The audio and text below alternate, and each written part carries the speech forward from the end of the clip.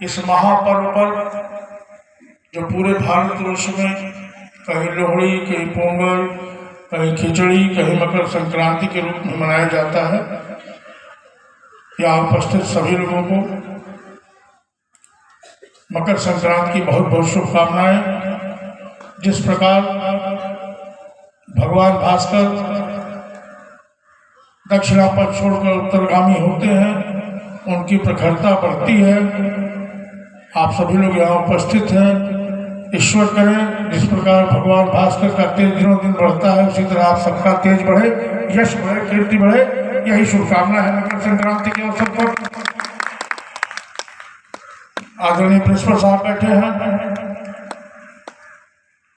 Doctor साहब हमारे केंद्रीय विद्युत परिषद जो एक आनुषांगिक संगठन है, सत्यनाथ मठ का कई प्रकल्प चलते हैं, Baba Satyanath centre of naturopathy and Ayurveda, इस तरह के छोटे छोटे प्रयास हम भी करते रहते हैं, जिससे लोगों में कुछ जागरूकता फैले, धर्म के प्रति, शिक्षा के प्रति, स्वास्थ्य के प्रति।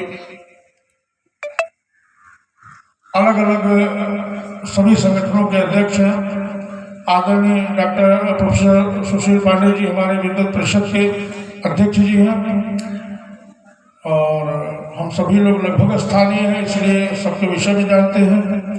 हमारे बहुत पुराने सहयोगी और आत्मीय बाबू जगदीश सिंह जी बैठे हैं, एक हमारे बड़े उपद्रवी से बाबू दद्दन सिंह भी बैठे हैं पीछे मुंह ढककर, जिनका निरंतर सहयोग बना रहता है मेरे हर कार्य में। ऐसे संघ के वरिष्ठ प्रचारक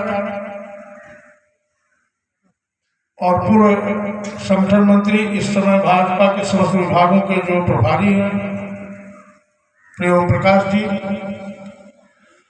जो मठ के विषय में सदैव चिंतित रहते हैं, और चिंतित ही नहीं रहते हैं, उसके क्रियान्वयन के प्रति भी चिंतित रहते हैं। ऐसे हमारे प्रिय आत्मीय बाबू शैलेंद्र प्रताप सिंह जी, मैंने कहा कि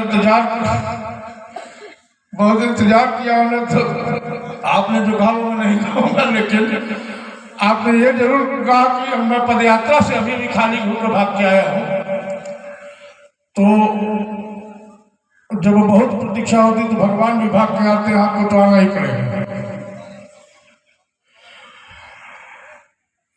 आपका निरंतर सब प्रयास इस मठ के कायाकल्प के लिए होता रहा है, और आदरणीय डॉक्टर साहब पर्यटन विभाग के लिए भी, पर्यटन विभाग से यहाँ के विकास के लिए भी आदरणीय एमएलसी साहब लगातार प्रयासरत हैं, और बहुत जल्दी आप लोगों को एक नए कलेवर में इस मठ को, इनके प्रयासों से इस मठ का नया कलेवर देखने के लिए मिलेगा।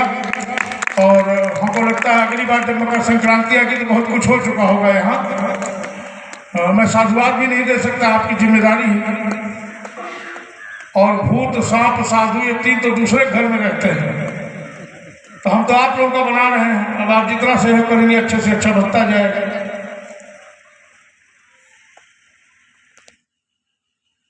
वार्ता चल रही थी, हमारे बड़े अनूठे शिष्य अभी दिखाई नहीं दे रहे हैं, ज्ञानेंद्र विक्रम सिंह रवि, अच्छा, बड़े खतरनाक वामपंथी विचारधारा से ओतप्रोत ये बच्चा है, लेकिन धर्म में उतनी ही आस्था है। प्रत्येक रविवार को डॉक्टर साहब ये भैरव जी की अर्चना के लिए उपस्थित होते हैं प्रातःकाल। अच्छी बात है, जहाँ हमारी निष्ठा हो उस पर नैष्ठिक रूप से रहना भी चाहिए। देखिए, एक विरोधाभास की स्थिति आती, गोष्ठियां इसी के लिए आयोजित होती हैं, और रही बात आपने कहा कि सनातन धर्म के इर्द गिर्द ही घूमती रहती है बातें, तो आपने एक चीज देखी होगी, आज विश्व में सबसे अधिक ईसाई धर्म को मानने वाले लोग हैं, लेकिन आप इसी शहर में चले जाइए, 10-20 ब्रोशर लेके 10-20 प्रकार के ईसाई धर्म के धर्म प्रचारक आज भी बैठे मिलेंगे। वो गांवों में मिलेंगे जाके, और चुपके से धर्म परिवर्तन करा के चले जाते हैं। मेरा किसी धर्म पे आक्षेप नहीं है, सब अपनी अपनी निष्ठा के लिए स्वतंत्र है, लेकिन हमारी जो निष्ठा, हमें वो बात कहनी ही होगी, उसके लिए प्रयास करना ही होगा। और ये सत्य है, अभी पवन जी कह रहे थे, अभी मैं मणिपुर गया हुआ था गौशाला खुलवाने, तो कई लोगों ने हमसे प्रश्न किया कि इंडिया से आए हो, अब जरा आप इस बात को समझिए कि क्या इसका मतलब है। और यह बात सन 87 में मैंने बारामूला में सुनी थी। आदरणीय डॉक्टर साहब बोला तुम इंडियन हो, बारामूला कश्मीर में, तो कश्मीर की क्या स्थिति हुई। हम जब अपनी बातें कहेंगे, हम जबरदस्ती तो कर देंगे, हम अपनी बातें सुनाएंगे, लोगों में विचार प्रवाह बढ़ेगा, तो निश्चित रूप से समाज भी मजबूत होगा, हमारी निष्ठाएं मजबूत होंगी। अभी आदरणीय प्रिंसिपल साहब कह रहे थे सेंटा क्लास की बात, तमाम शहरों में आना जाना होता है, भारत में भी, भारत के बाहर भी। मैंने अच्छे ब्राह्मणों के घर में जिनके बड़े नाम है संस्कारों के लिए, उनके घर में भी क्रिसमस ट्री सजा हुआ देखा है। आदरणीय डॉक्टर साहब, भगवान साक्षी, में झूठ नहीं बोल रहा हूँ। तो हम संस्कृति पर आरूढ़ तो है अपनी, लेकिन उसकी जड़ों से कहीं दूर जा रहे हैं, उसकी जड़ों में खाद पानी नहीं दे पा रहे, और जिसका परिणाम है कि आज हमारा युवा दिग्भ्रमित है, हमारा बुजुर्ग हताश है, और प्रौढ़जन सामंजस्य बैठाने में परेशान है। आप बताओ, समाज की यही स्थिति नहीं है। बुजुर्ग कहता हमको कोई सुनना नहीं चाहता, नौजवान कहता तुमसे अधिक पता है हमको, और प्रौढ़ दोनों के बीच में पिस रहा है।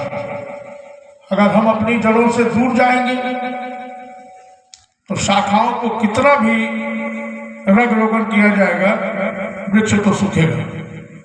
और निश्चित सी बात है, देखते देखते हमारा धर्म प्रचारक जो परिवारजन होते थे, डॉक्टर साहब आप तो सब कुछ जानते हैं, वो धर्म प्रचारक ही होते थे।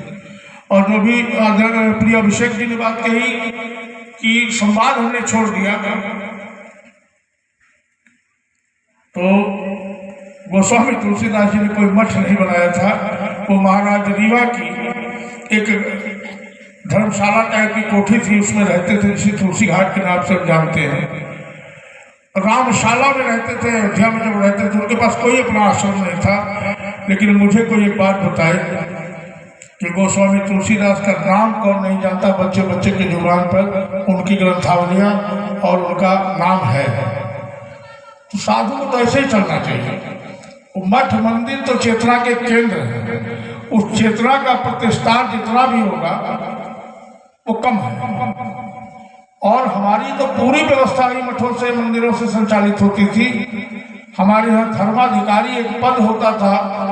अर्थशास्त्र जिन लोगों ने पढ़ा है, बहुत सारे विद्वान ही बैठे हैं, तो अर्थशास्त्र में 2-3 पद बड़े महत्वपूर्ण है, जैसे सीता अध्यक्ष,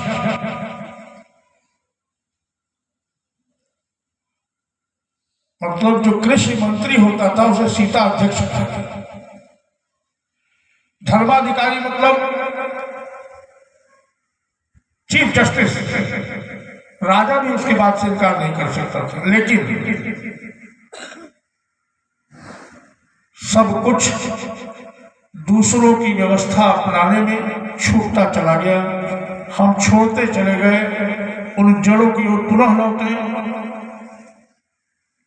अपने पूर्वजों के उस पूर्ण प्रताप का स्मरण करें, उस प्रखर तेज का स्मरण करें, जिसकी वजह से देखिए सब कुछ तो अपनी जगह पे है।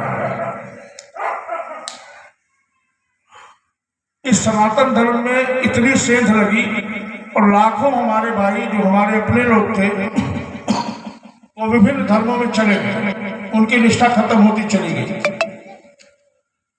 धर्म का महत्व केवल इतना ही नहीं है कि हम अगरबत्ती जला लें, हम तिलक लगा लें, हम कीर्तन कर लें, हम भंडारा कर लें। कश्मीर में एक काल था, प्रिय ज्ञानेंद्र जी आपसे विशेष रूप से कह रहा हूं, कश्मीर में एक काल था जब जमीनें कश्मीरी ब्राह्मणों की थी और सैन्य कर्म डोगरा क्षत्रियों के हाथ में था। डोगरा क्षत्रियों के पास जमीनें नहीं थी, लेकिन जो भी खेत में आए होते थे उसका टैक्स उनके पास जाता था।